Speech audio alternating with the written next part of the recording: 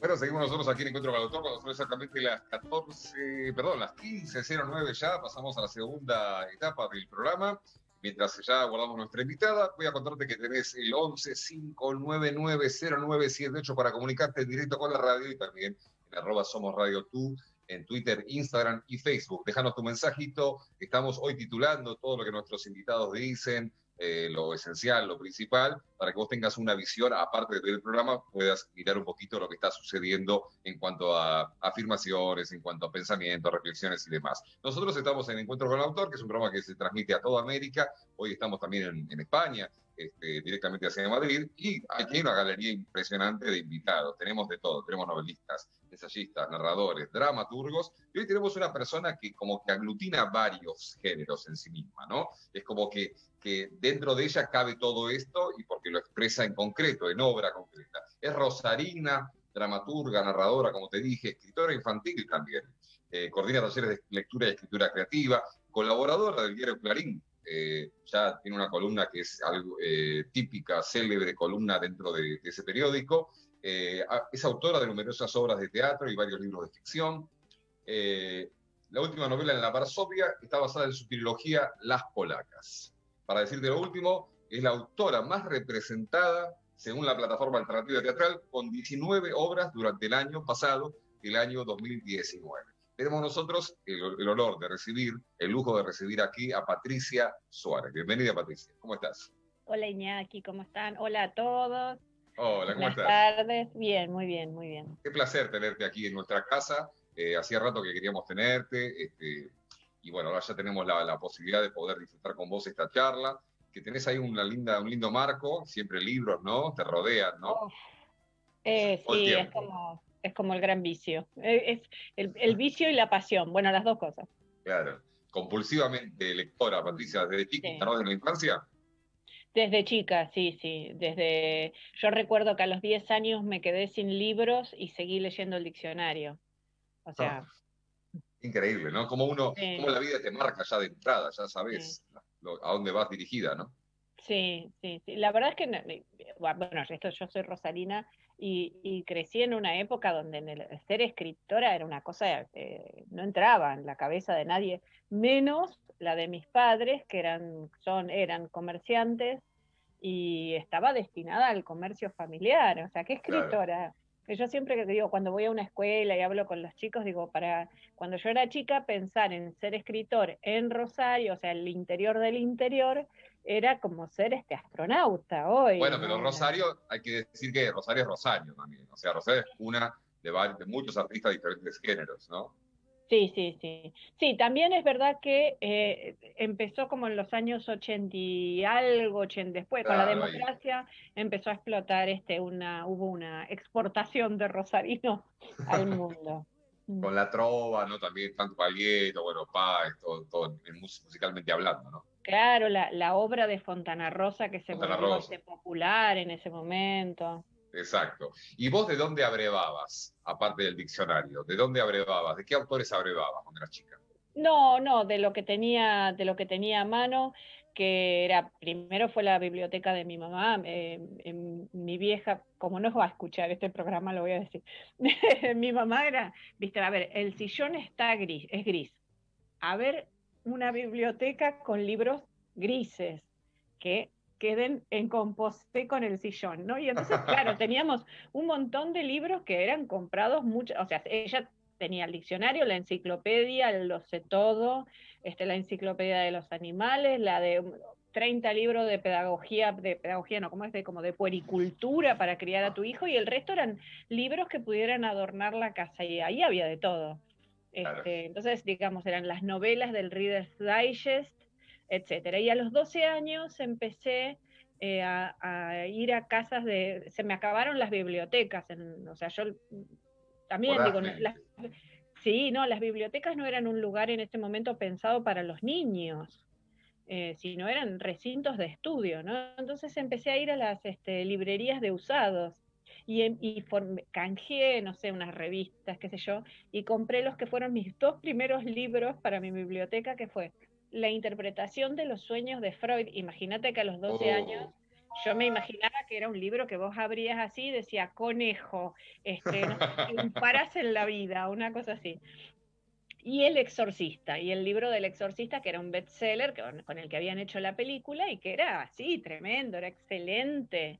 Y a mí me encantaba, y bueno, y esos fueron mis primeros libros, míos, A mí me míos, pasó algo propios. parecido también, no por ser tu entrevista, no quiero ser autorreferencial, pero me pasó algo similar con la biblioteca de mi padre, que tenía ahí obras en alemán de psiquiatría y también las consultaba. Uno es como que trae, ¿no? Trae esto, Sí, sí. sí, sí. Bueno, y también eso, digo, cuando vos lees mucho literatura, me parece, o cuando tenés estos libros de salud mental cerca, a uno les da intriga cómo es el ser humano, cómo funciona el alma, qué sé yo, no Claro. sé.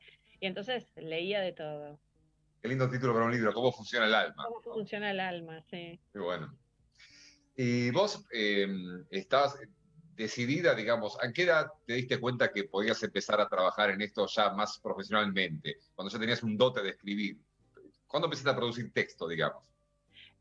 No, o sea, escribía a los 11, escribía una pequeña novelita, a los 16 hacía lo que hoy podemos llamar microteatro, hacía Ah, sí. uno por día para burlarme de mis padres, así que mirás, a los 16 sí tendré la habilidad de escribir teatro. Pero no era, insisto, no eran algo que pensara, lo que sí, empecé la carrera de psicología y estudié como 4 o 5 años y tuve una crisis vocacional que no, esto no era para mí, no era para mí, y entonces ahí dije, bueno, voy a escribir.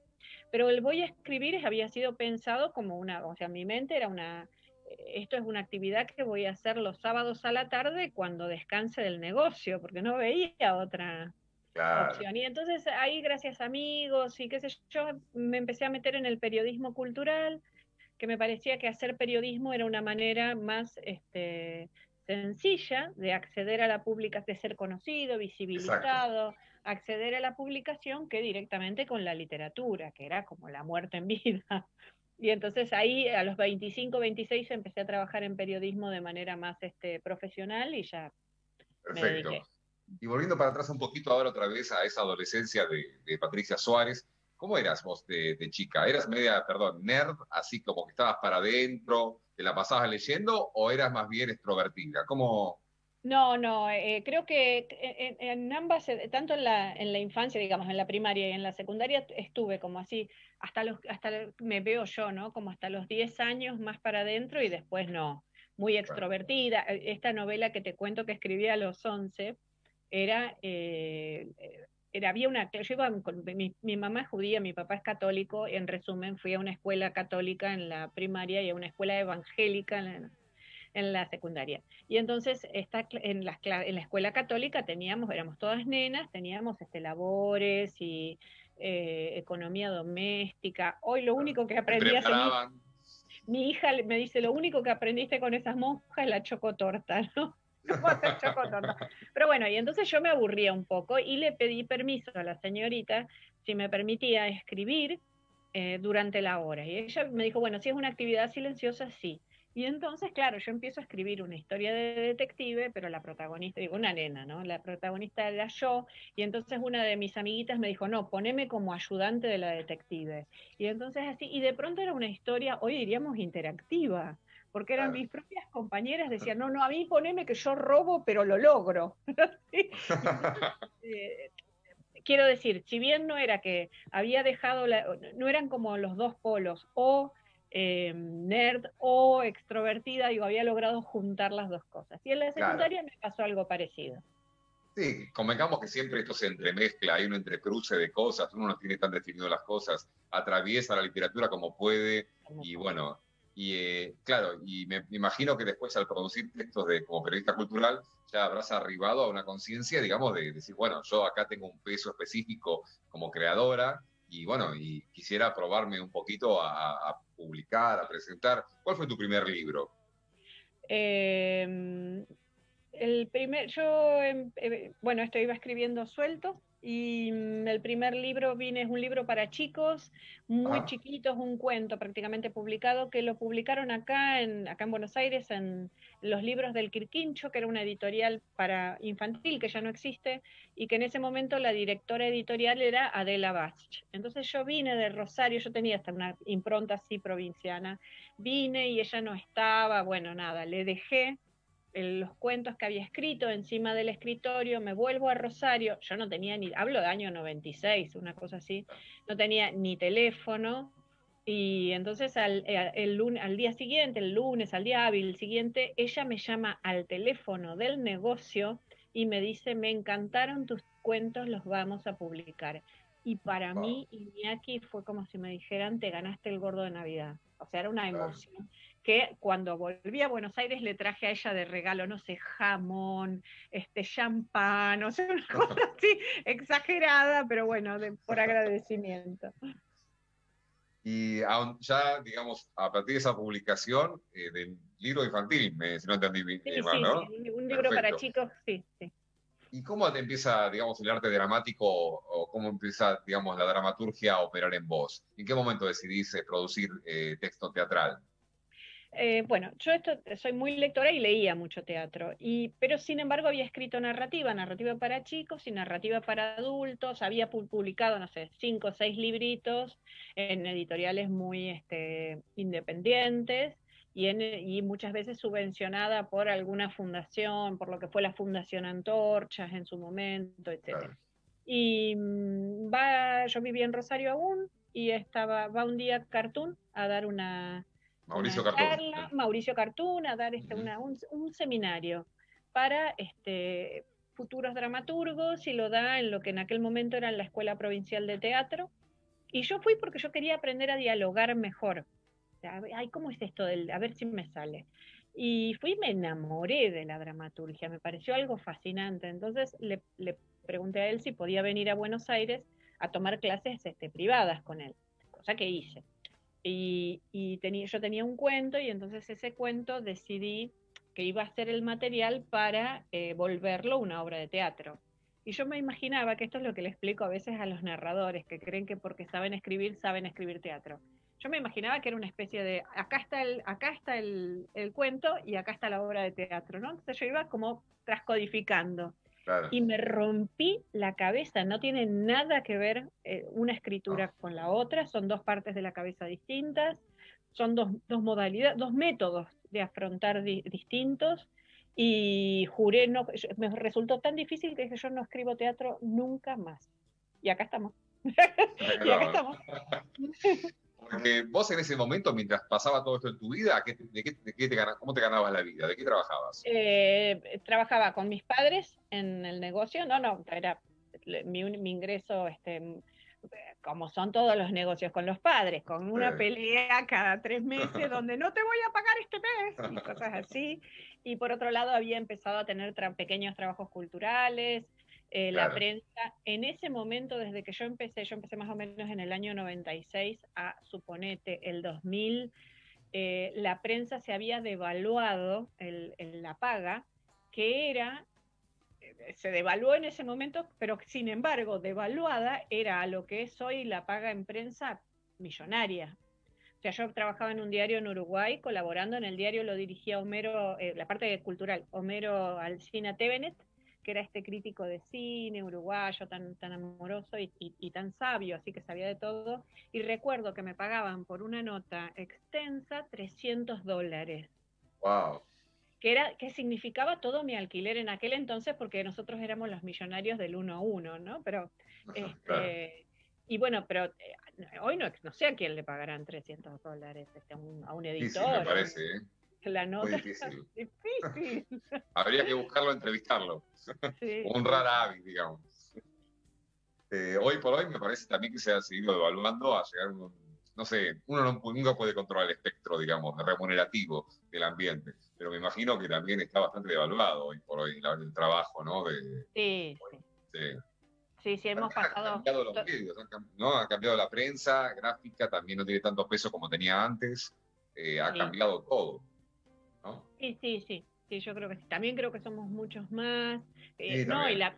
y la prensa gráfica está muy golpeada, no solo a ver, por la crisis económica y qué sé yo, sino por este lugar que ocupa el papel que en la vida de las personas que es cada vez menor, o sea, cada vez leemos Sí. más en pantalla. Y Exactamente. vos no querés pagar a veces ¿cómo se dice? Una suscripción. Entonces, si lo puedo leer en Twitter más o menos gratis, ¿por qué me voy a suscribir a 2 diarios para ver cuál de los dos? Exactamente. Eso pasa así, a menudo. A veces yo me pasa cuando preparo entrevistas también. Me planteo el hecho de si yo no soy un poco dependiente del papel, porque para poder concentrarme, me concentro mejor en el papel. Lo otro lo puedo bajar de internet y demás, pero para poder, digamos, plasmar necesito tener una ayuda a memoria. Acá lo tengo. Acá tengo tu entrevista con todos los ítems, que son como ¡Wow! 18.000, que no voy a llegar ni loco, pero bueno, yo los apunté igual. No son las preguntas, son los ítems. Avisa a la gente que estamos hasta la madrugada, que 4 de la vayan mañana, 4 poniendo y el 10, asado. andá poniendo el asado, que terminamos en ese momento. Eh, Ahora que tocas el tema de esta actividad tuya que tiene que ver con la colaboración en los medios, ¿cómo es tu columna de Clarín? ¿Cuánto hace que estás y cómo es? A ver, yo recibí el premio Clarín de novela en el Sí, año 2003. Y a partir de ahí, bueno, como trabajaba en periodismo cultural, me interesó seguir en el medio y en el año 2012 pasé a ser colaboradora permanente porque existió un suplemento de mujer, de moda y mujer, que era en papel y era así, de bastantes páginas, y entonces era una columna de humor que yo escribía todas las semanas, que se llamaba Katy Karma, que era una mujer que padecía así, la vorágine de la vida y era muy divertida y lo escribí durante 5 años hasta que cerró el suplemento. claro. Fue un momento raro porque por un lado, bueno, era un ingreso muy interesante, no vivía de eso, pero era un ingreso muy interesante para perderlo y por otro lado yo decía, ay, bueno, la visibilidad, porque había gente que me leía y me seguía y después el duelo más difícil que yo no lo había tenido en cuenta es el personaje. Durante 5 años estuviste pensando en la vida de esta persona, ¿no? Y Y después te después reclamó, te dijo, ¿cómo me dejas ahora así, de esta manera? ¿No me sí, sí, abandonás? sí. Sí, sí, me llevó como 1 o 2 años terminar, o sea, yo después decía, ay, bueno, voy a hacer un libro con esto, y entonces buscaba las columnas, decía, no, bueno, la voy a empezar a escribir de cero, y no, y voy a hacer una serie, y no, no, ya está, ya se había Claro. terminado.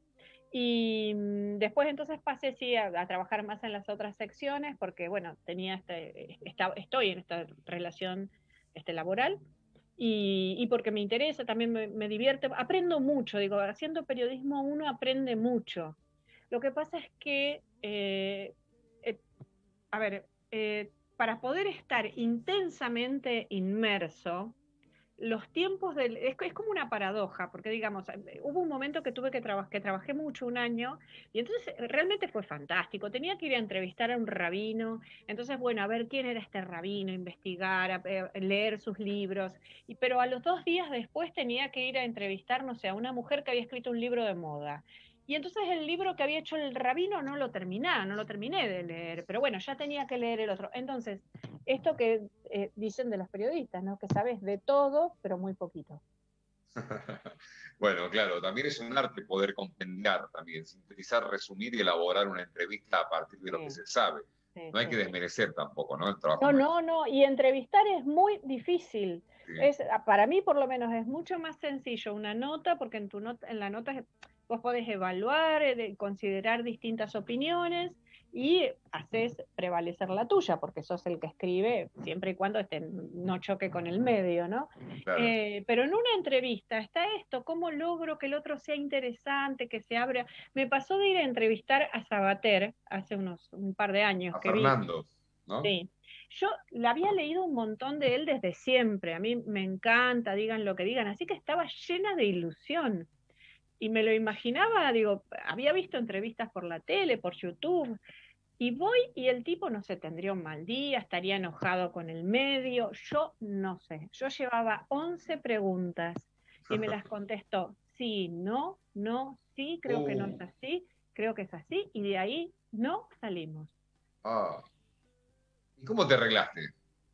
No, tengo una super jefa, mi jefa es Patricia Kolesnikov y es una super jefa, una nada. Aparte me mandaron en un taxi de urgente al hotel para que él no tenga que moverse. Y entonces le dije, mira, pasó esto. Bueno, me dijo, hacela cortita. Y después me entero, sí, que él estaba evidentemente, Sabater estaba conflictuado con el festival que lo trajo, con la organización, no fue, digo, un problema de él, pero se descargó conmigo, que no tenía nada que ver. Yo soy lector también de Sabater, sí, he leído contra las Patrias, puede ser, un ensayo. Sí. Luego también he leído textos filosóficos de él, sí, muy interesante, es un autor sumamente rico. Imagínate, digo, uno tiene corazón. Después de ese día todos los libros de él los regalé, así, ¡ta! Enojada. Despechada, una amante despechada. ¿Cómo me hace esto? Querida Patricia, estamos ya llegando a la tanda comercial, así que te invito a escuchar una canción y después seguimos, ¿te parece? Perfecto. Bueno, nosotros nos vamos entonces a la música. Estás en Radio Tú, Encuentro con el Autor. Estamos charlando con Patricia Suárez en directo a toda Latinoamérica, toda España y todo lo que tiene que ver con la información literaria de estos exponentes nuestros de todos los días en Encuentro con el Autor. Vamos a la música ahora con Emir Kusturica and the No Smoking Orchestra. Bella ciao. Una mattina mi son svegliato, oh bella